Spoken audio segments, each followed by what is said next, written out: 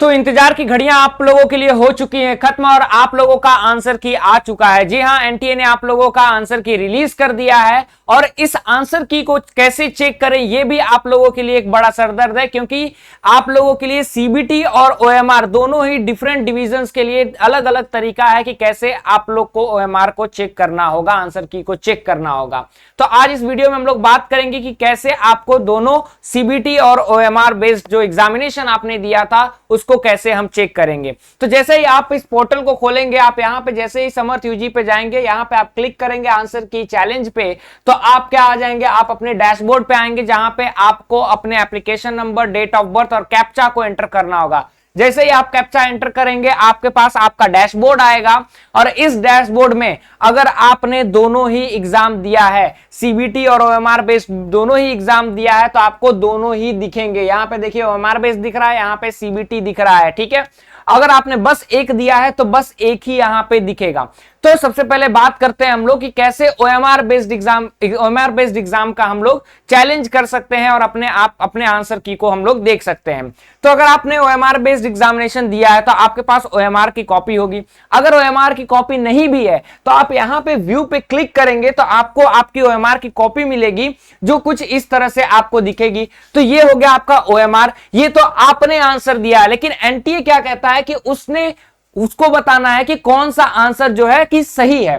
तो आप आइएगा चैलेंज आंसर की पे, ठीक है, व्यू आंसर की पे नहीं आइएगा, आप चैलेंज आंसर की ऑफ ओएमआर पे आइएगा। क्यों? क्योंकि आप ओएमआर के आंसर की को देखना चाहते हैं। आपने तो आपके पास अपना ओएमआर हो गया, अब आप आइए चैलेंज आंसर की ऑफ ओएमआर पे। जैसे ही आप आएंगे तो आपने इंग्लिश का अगर ओएमआर खोल करके रखा था तो ये रहा आपका इंग्लिश का आंसर की। ठीक है, अगर यहां पे हम लोग देखें ओएमआर को तो ओएमआर में दिया गया है कि इन्होंने पहला का पहला चुना, दूसरा तीसरा का चुना ही नहीं और चौथा का चौथा चुना।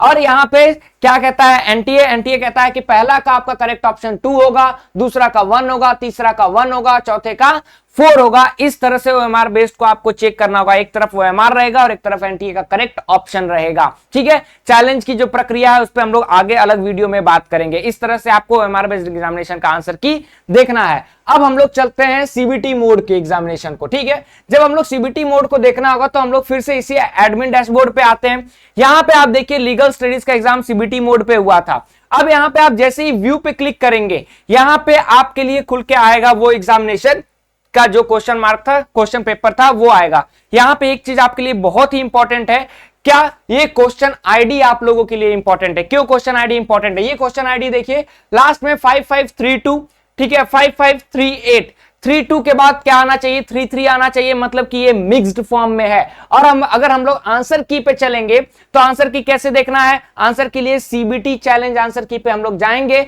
और लीगल स्टडीज के जो सीबीटी चैलेंज है उस पे हम लोग जाएंगे। ठीक है, अब यहां पे आप देखिए इसकी स्टार्ट कहां से होती है? इसका स्टार्ट होता है आपका 5525 से। 5525 से आता है कि 5525 जो क्वेश्चन आईडी है उसका करेक्ट ऑप्शन क्या है? 2 है। 5526 जो क्वेश्चन आईडी है उसका करेक्ट ऑप्शन क्या है? 3 है।